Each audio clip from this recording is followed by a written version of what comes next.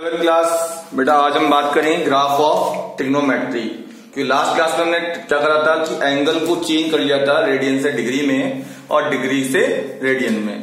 तो इस बार हम क्या करेंगे बेटा, ग्राफ पढ़ेंगे साइन एक्स का, कॉस एक्स का, टेन एक्स का, कॉट एक्स का, सेक एक्स का, कॉस एक्स का। तो देख ग्राफ कैसे बनते बेटा हमारे पास में कि हम बात कर रहे हैं ग्राफ ऑफ ट्रिग्नोमेट्री। तो बेटा सबसे पहले टॉपिक जो है हमारे पास में है ग्राफ ऑफ ट्रिग्नोमेट्री फंक्शन, कि ट्रिग्नोमेट्रिक फंक्शंस का ग्राफ कैसे बनाया जाता है।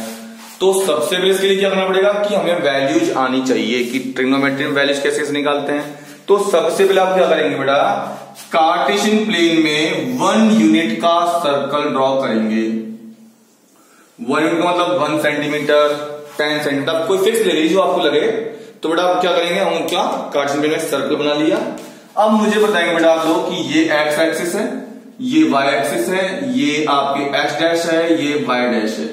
अगर हम इसकी वर्टेक्स की बात करें तो इसके वर्टेक्स शायद 0 और 1 होने वाले हैं, या बेटा 1 0 होने वाले हैं, क्योंकि x एक्सिस पे है तो इसके वर्टेक्स 1 और 0 होंगे, इसके वर्टेक्स 0 और 1 होंगे, इसके वर्टेक्स -1 0 होंगे, इसके वर्टेक्स 0 -1 होंगे। ये हमें पता है अगर हमने 1 यूनिट का लिया है तो। क्यों?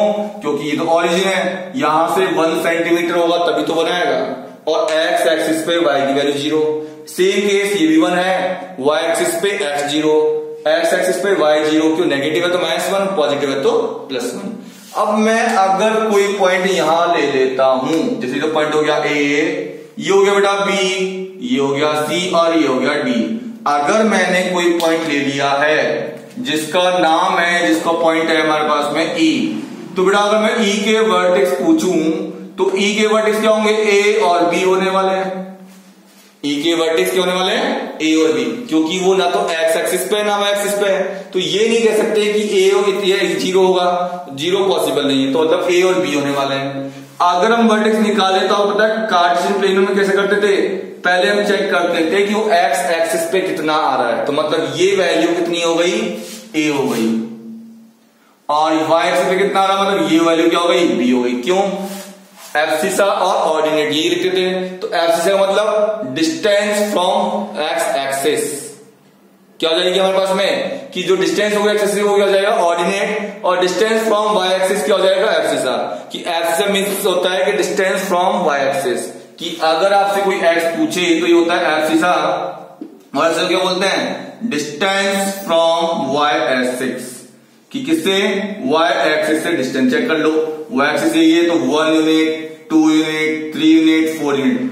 तो सपोज करो 4 यूनिट आ रहा है तो मतलब यही तो होगा, तो क्या हो जाएगा बेटा, वो a की वैल्यू जाएगी। और जो हमारे पास में y है वो क्या हो जाएगा, y यानी b, और हमारे पास b क्या हो जाएगा, y हो जाएगा। और ये होता है ऑर्डिनेट, इसका मतलब होता है डिस्टेंस फ्रॉम x एक्सिस। ठीक बेटा, तो a भी हमारे पास में आ गया। अगर हम बात करें इस पॉइंट के लिए तो हमारे पास देखेंगे कि हमारे लिए OE क्या है, रेडियस सर्कल की कितनी मानी थी हमने, 1 यूनिट थी। OF कितना था बेटा हमारे पास में, A आया था, और AF कितना था बेटा हमारे पास में, B आया था। अगर हम बात करें ट्रिग्नोमेट्री में, हम पहले भी पढ़ चुके हैं 9th-10th क्लास में, कि हमारे पास साइन थीटा होता है परपेंडिकुलर अपॉन हाइपोटेनियस। अगर ये एंगल थीटा है तो हम sine theta P upon H होता है, परपेंडिकुलर हो जाएगा B, हाइपोटेनियस हो जाएगा 1, मतलब परपेंडिकुलर हमारे पास में यहां पर क्या है बेटा, EF है, हाइपोटेनियस OE है। सॉल्व करेंगे तो साइन थीटा इक्वल आएगा बेटा B अपॉन 1 के, मतलब B के इक्वल आएगा। तो जो B की वैल्यू आएगी वो किसकी वैल्यू आएगी, साइन थीटा की। एंगल चेंज होगा तो एंगल वैल्यू चेंज हो जाएगा। सेम केस बात करते हैं कॉस के लिए। तो बेटा कॉस थीटा क्या बताया हुआ है हमने पहले भी, बेस अपॉन हाइपोटेनियस। तो बेटा बेस क्या है, OF, हाइपोटेनियस OE। तो बेटा कितना था ये, A था, तो cos theta equals to A divided by 1। तो मतलब कॉस थीटा किसके इक्वल होगा, A के। मतलब ये है कि जो वैल्यू A की आएगी वो किसकी होगी, कॉस की, और जो B की वैल्यू आएगी किसकी होगी बेटा, साइन की। तो अब हम जब ग्राफ बनाना चाह रहे हैं तो हमें इस ग्राफ से, इसी सर्कल से ही हमें सारी वैल्यू निकालनी होगी। कि ग्राफ बनता कैसे है वो हम सारी वैल्यू इससे निकालेंगे। तो चलते हैं इस ग्राफ के बेस पर ये ध्यान रहेगा कि ए हमारे पास में cos थीटा के इक्वल होगा तो बी किसके इक्वल होगा, sin थीटा के। मतलब एब्सिसा जो आएगी वो होगी हमारे पास cos थीटा की वैल्यू, और जो ऑर्डिनेट आएगा वो होगी किसकी वैल्यू बेटा हमारे पास में sin थीटा की वैल्यू। तो आगे चलते हैं, ग्राफ की तैयारी करते हैं। ग्राफ बनेगा कैसे वो इससे हमारे पास में अब काम करेंगे। तो देखो बेटा ग्राफ बनाते हैं sin x का, कि ग्राफ ऑफ sin x। तो ग्राफ ऑफ sin x की बात करें हमारे पास में, तो देखते हैं हमारे पास sin की वैल्यू निकालते बेटा सबसे पहले हम। तो यहां देखते हैं sin x, फंक्शन दे लिया हमने sin x है। तो बेटा यहां लेंगे एंगल, यहां पॉजिटिव और यहां नेगेटिव, ठीक बेटा, पॉजिटिव नेगेटिव एंगल लेके चलेंगे। अब देखो अगर थीटा 0 होता है, थीटा कितना होता है 0, बेटा थीटा 0 है, नेगेटिव में लेंगे नहीं, तो बताओ साइन थीटा कितना होगा, 0 होगा। अगर थीटा 90 हो जाता है, यानी कि एंगल 0 डिग्री है तो वैल्यू कितनी है 0। अगर पॉजिटिव में 90 है तो मतलब कितना है 1, पॉजिटिव में 180 है तो कितना है 0, पॉजिटिव में 270 है तो कितना है -1, और पॉजिटिव में 360 है तो कितना बेटा वापस 0। तो ये मैंने पॉजिटिव एंगल की वैल्यू निकाल ली है। अब नेगेटिव, ध्यान दे पॉजिटिव एंगल का मतलब आपके चलना है एंटी क्लॉकवाइज, मतलब घड़ी के अपोजिट डायरेक्शन में, मतलब ऐसे। और नेगेटिव एंगल का मतलब क्लॉकवाइज, मतलब घड़ी के डायरेक्शन चलना है ऐसे। अब नेगेटिव बनाना है तो बेटा नेगेटिव 0 मतलब ही नहीं है, नेगेटिव 0 0 हो जाएगा, फिर 90 पे कितना हो जाएगा -1, 180 पे कितना जाएगा 0। अब इसी को लेकर हम ग्राफ की तैयारी करते हैं। अब आपको पता है देखो हमारे पास वैल्यू मैक्सिमम कितनी है 1 और -1, तो हम क्या करेंगे पहले ग्राफ में लाइन ड्रॉ करेंगे। यहां हो गया -1 और यहां हो गया हमारे पास में +1, ये 0। अब देखो पहले लेंगे हम क्या 90 π/2, पाई 3 π/2, 2 पाई, सेम केस -π/2 माइनस का पाई, बहुत है। अब देखो बेटा हमारे पास बताया है कि sin 0 की वैल्यू कितनी है बेटा 0, तो मतलब पॉइंट ये आ रहा। sin 90 की वैल्यू कितनी पॉजिटिव में +1, तो बेटा 1 कहां है, मतलब 90 में कितना होगा 1 होगा, मतलब ये रहा। अब आप बताइए वैल्यू कंटिन्यू इंक्रीज होती है तो मतलब क्या हो गया, ये ऐसे इंक्रीज हो रहा है। फिर sin 180 कितना बेटा 0, मतलब वापस कहां गया 0 के, मतलब इस तरह से यह है। फिर बेटा 270 कितना -1, मतलब वापस डिक्रीज हुई है तो यहां तक आ गई है, तो ये ऐसे आ गया। फिर 360 कितना बेटा 0, तो मतलब ये 360 है, यहां पर कितना है बेटा 0। तो इस तरह से हमने ग्राफ बनाया। अब नेगेटिव देखेंगे, साइन नेगेटिव में 90 कितना बेटा -1, तो मतलब ये यहां जाएगा, तो ये ग्राफ ऐसे आएगा। और 180 कितना बेटा 0, तो मतलब ऐसे जाएगा।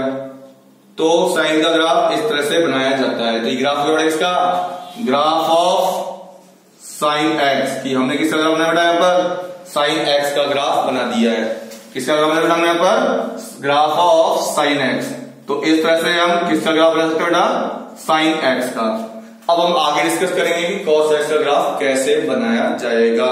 तो वापस वही चीजें कि वैल्यू चेक करेंगे, कौन सी वैल्यू कहां है और कौन सी वैल्यू कहां है, क्योंकि वैल्यूज यही निकालनी है तो ही हमारा सारा काम क्लियर हो पाएगा बेटा। तो देखते हैं हमारे पास पॉजिटिव नेगेटिव एंगल्स की वैल्यू क्या क्या है हमारे पास में। यहां बात करते हैं cos x के ग्राफ की, तो वापस यहाँ पॉजिटिव, तो बेटा cos का मतलब बताया था आपको a की वैल्यू, किसकी वैल्यू बताया था बेटा आपको a की वैल्यू। तो चेक करेंगे हमारे पास यहाँ a कितना है बेटा 0 पे 1, तो cos 90 value cos 0 value 1, cos 90 value 0, cos 180 -1, cos 270 0, cos 360 1, अब माइनस में 0 पे 0, 90 पे अब cos 90 पे सॉरी यहाँ पे G1 है, यहां पर 0, फिर माइनस 180 पे माइनस का 1। अब क्या करेंगे हमारे पास में यहाँ पर प्लॉटिंग करेंगे। तो प्लॉटिंग करेंगे तो क्या होगा, पहले कार्टेशियन प्लेन बनाएंगे, ये माइनस का 1 और ये प्लस का 1, 0 π/2 पाई 3π/2 2π, फिर बेटा माइनस π/2 माइनस का पाई माइनस 3π/2 और चाहे तो ले लो। अब बताइए cos 0 की वैल्यू 1, cos 90 की वैल्यू 0, cos 180 -1, cos 270 0, cos 360 1। अब मतलब ये वैल्यू ऐसी गई थी,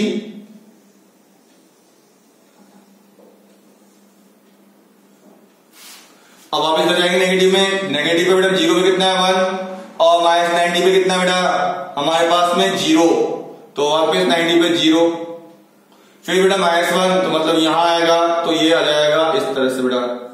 तो इस तरह से हमारे पास में ग्राफ ऑफ cos x हो गया है बेटा। क्या बेटा हमारे पास में graph of cos x complete हो गया है बेटा। तो हमने इस पर यहां पर क्या किया बेटा, ग्राफ ऑफ cos x तैयार किया है। अब हम बात करेंगे ग्राफ ऑफ tan x की, कि tan x का ग्राफ कैसे बनेगा।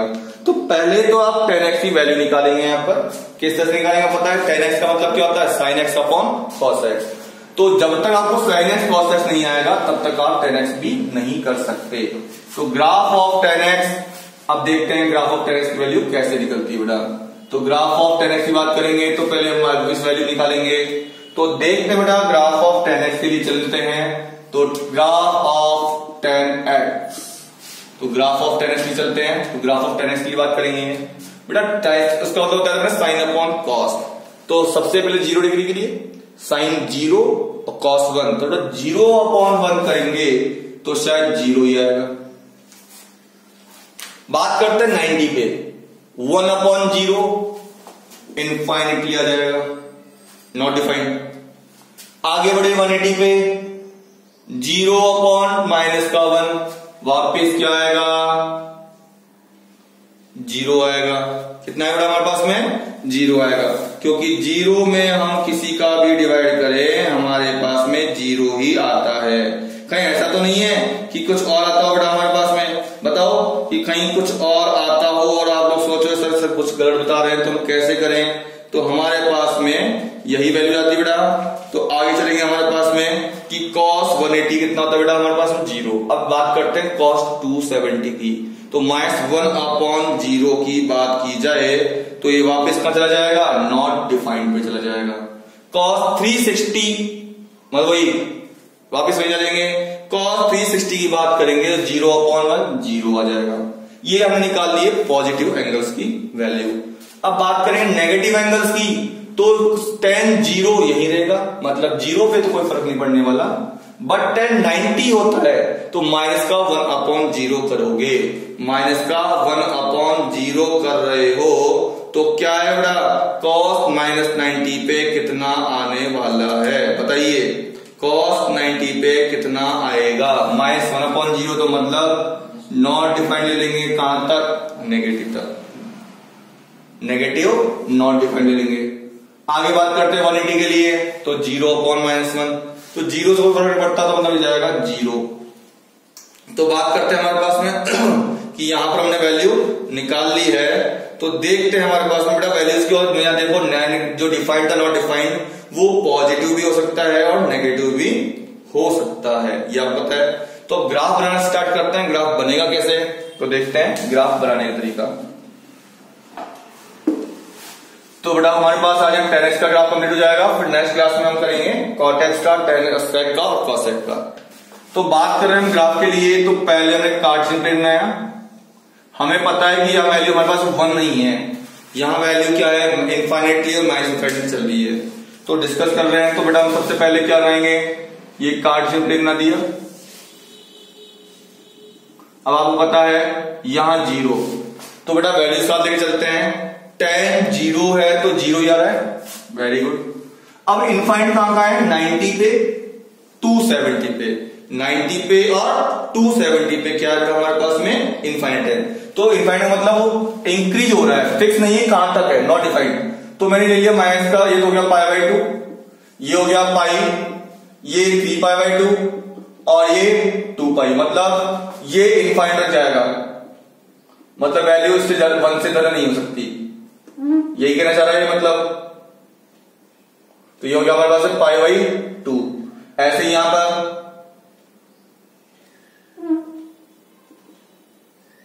ये 3π/2 हो गया, ऐसे यहां माइनस मिलेंगे, माइनस का π/2, तो ये वापस dot dot dot dot dot pass हो जाएगा, और यहां भी देखो तो ये हो गया माइनस का π/2। अब बात करते हैं प्लॉटिंग की।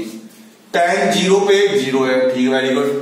tan 90 पे इनफाइनाइट है पॉजिटिव में, मतलब पॉजिटिव डायरेक्शन चल रहा है, तो मतलब वो इंक्रीज होता हो जाएगा इस तरह से, मतलब बढ़ता हो जाएगा, क्योंकि इनफाइनाइट है तो मतलब इंक्रीज होता हो जाएगा। फिर 90 पे हो गया, अब 0 पे वापस हम बात करेंगे, किस पर, 0 पे। तो आपको पता है वापस 90 पे कितना है 0, और 270 में कितना है वापस वही, तो मतलब सिंपल सी बात है वापस बढ़ रहा है, तो सिंपल सी बात है यहां डिक्रीज भी तो हो रहा होगा भाई, यहां भी तो डिक्रीज हो रहा होगा, तो मतलब क्या हो जाएगा इनफाइनाइट, ये भी इनफाइनाइट है और ये भी इनफाइनाइट है।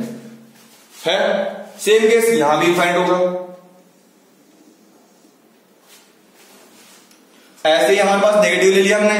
अब cos 90 पे कितना बेटा, cos 180 पे कितना होगा, cos 180 चेक करिए कितना आने वाला है, cos 180 पे कितना आएगा बेटा, tan 180 कितना आएगा 0। तो हमारे पास tan 180 कितना 0 है, ये देखा है, तो यहां लिखेंगे आ गया माइनस, हमारे पास माइनस का पाई 0, तो वापस क्या हो जाएगा इंक्रीज होता हुआ चला जाएगा। तो ये हमारे पास हो गया ग्राफ ऑफ tan x, ठीक बेटा। अगर आपको इस रिगार्डिंग कोई प्रॉब्लम रहती है आप फिर मुझे कांटेक्ट करें, फिर मिलते हैं नेक्स्ट क्लास में।